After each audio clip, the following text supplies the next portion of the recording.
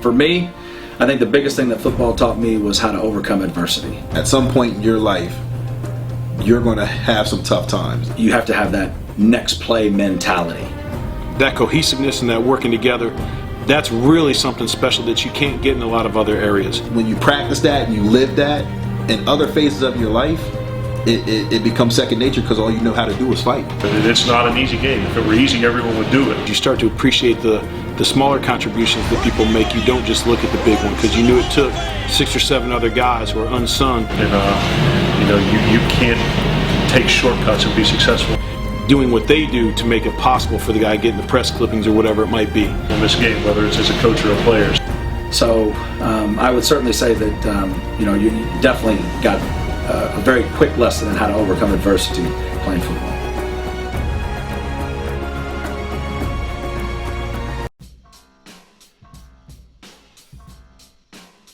First, let's start with some keys to victory for both teams in this ball game. Looking at the Chicago Bears, I think they have to work to get those running backs involved in the game plan early. That's the biggest question mark about this Bears offense as they head into the season. Who's going to take over for Matt Forte, and can these guys be a valued asset like Forte was throughout the course of his Bears career? Again, they don't have to be Forte, but they have to not be a liability. That's why I think you have to get these guys involved in the game early. And also defensively, it's about being volleyball players at the line of scrimmage. One thing about Brock Osweiler is, despite his 6'7" frame, he tends to flat line passes, which means you can get a lot of tip balls at the line of scrimmage, which could then result into turnovers. And also, you have to pay off in the red zone. If you're Chicago and you're driving down a football field, especially versus a very tough defense in Houston, the red zone payoff has to be with touchdowns and not field goals.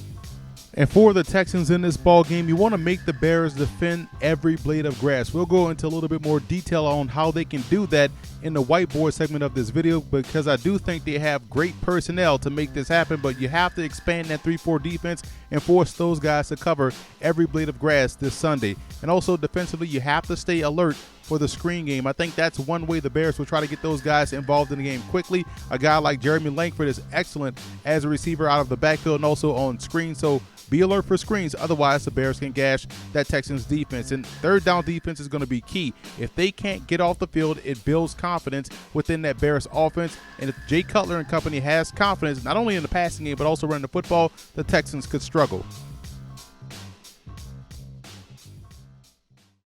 This week versus the Chicago Bears, I believe the Houston Texans have to find ways to get creative with their personnel. I like what they did in the offseason, especially in the draft, adding dynamic playmakers to their offense. And I'm going to show you how they can get all of those guys on the field and create those matchup problems for the Chicago Bears. We know the Bears run a 3-4 defense, and what I like about this personnel is that it can allow you the opportunity to expand that 3-4 defense, which essentially turns zone coverage into man coverage and also allows Brock Osweiler to be able to decide where these 4th or 5th rushers are coming from. So you see how we have it drawn up. Shotgun set.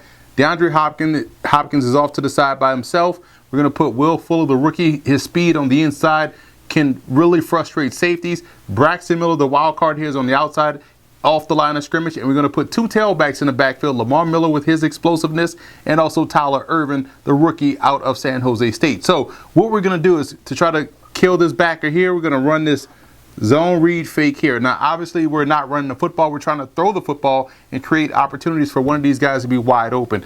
So what we're going to do here is show fake with Lamar Miller. We're going to swing out Tyler Ervin.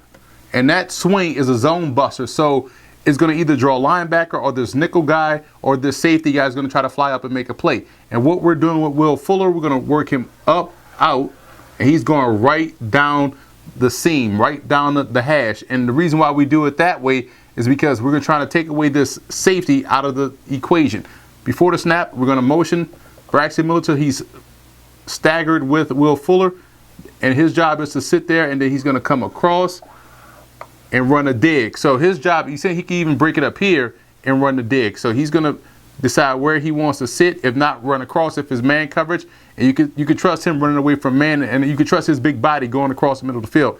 With DeAndre Hopkins on the backside, you're going to stem up, and he's going to take it up the sideline as well, up the seam as well. So you want to pull both safeties, make these guys make a decision, because at the end of the day, when you have 2 streaks going down the sideline or going down the seam, the safeties will have to make a choice. Either they're going to squeeze on this in route or they're going to take one of these streaks. Either way, let's say they squeeze down here. Now you have one-on-one with the corner. If they take this seam down the middle, try to take the top off of it, now you have the dig route open. Worst case scenario, you dump it off to Tyler Ervin, who has speed to make somebody miss in space. So this is one way I believe the Houston Texans can utilize their explosive personnel versus the Chicago Bears.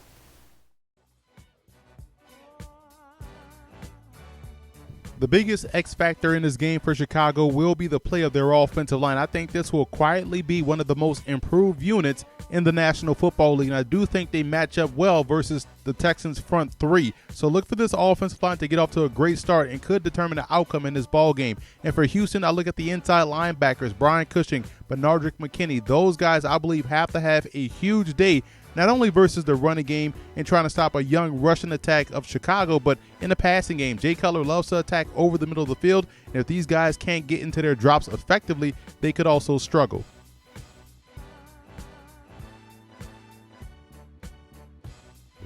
I like the Texans in this ball game. I think what you'll see from Houston is a very well-balanced offensive attack. I like the Lamar Miller addition. I think he's going to do a great job running the football, and they also have great weapons they've added at receiver. We talked about it in the whiteboard segment. I do think they'll find creative ways to attack that Bears secondary. This will be a close game because I do believe both defenses will come ready to play, but you have to give the nod to the team that should be able to run the football much more effectively, and I think that in this ball game will be the Houston Texans.